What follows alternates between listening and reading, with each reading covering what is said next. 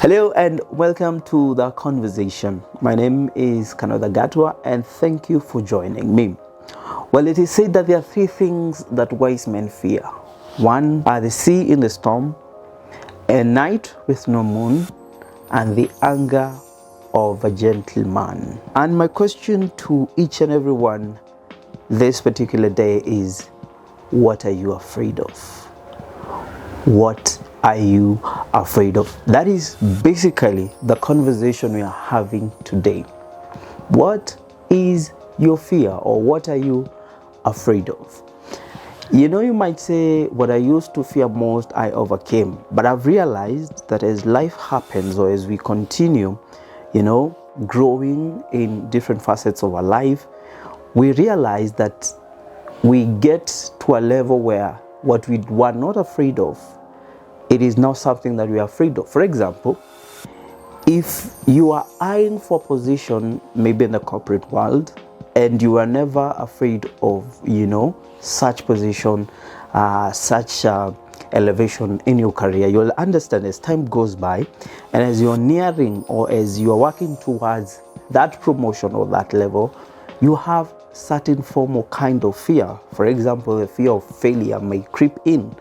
Maybe your predecessor is someone who has achieved a lot, and you are afraid, what if I get there and fail? What if I get there and the company start going into debt, start falling, there are no positive changes. That is that is fear of failure that is trying to hinder you, or trying to pull you back not to go to that position. Or maybe you trying to do something with your life, and you're afraid of what people will say. That is fear of judgment. What will they say? What will they think? How will they interpret my move, or how will they interpret what I am doing?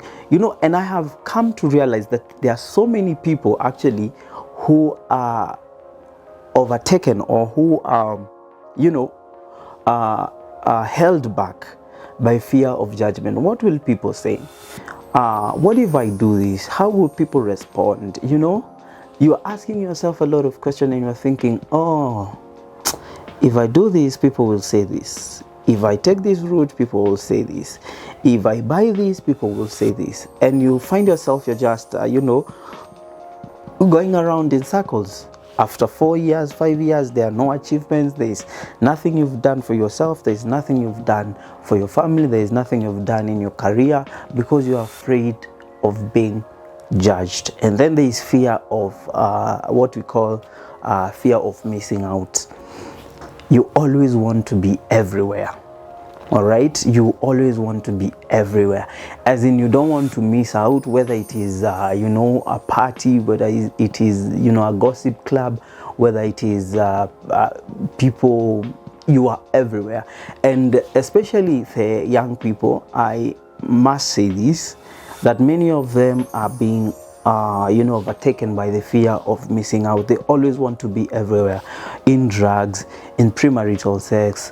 They want to be in all those cocoons and all those groups, immoral groups and everything, because when they go back to school, then they'll have that conversation. And when you feel like you've been left out of a certain trend, or of a certain activity, you'll always feel like you're not good enough. And many of our young people are falling into that trap, the trap of being everywhere, doing everything, and allowing the fear of missing out to eat them and to overtake them.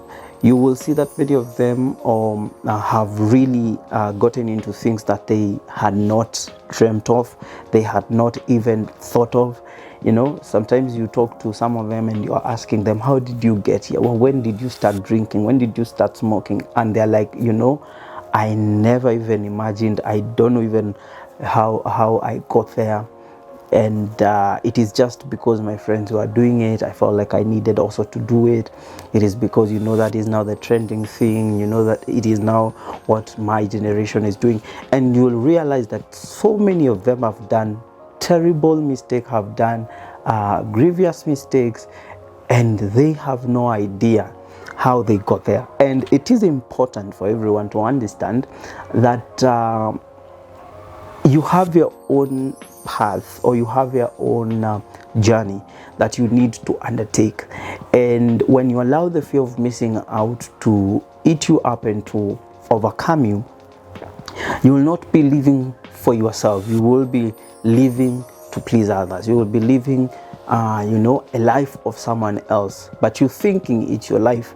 There's some we've had conversation and they're like, you know what, I was doing this to please my friend. I didn't want to miss out. I didn't want to be seen as if I was dumb.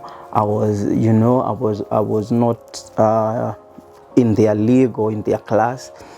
And then you ask them, what are the benefits? What did you benefit from doing that? And being in certain groups and certain circles? And they say, actually nothing.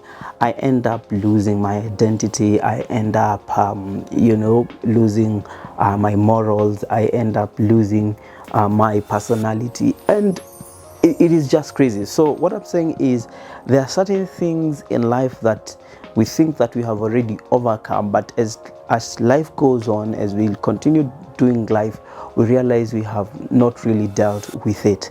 And fear is one of those things. You might think that you have overcome, but as pressure increases, and as you grow in your career, and as you grow in different areas of your life, you realize that fear is again creeping in.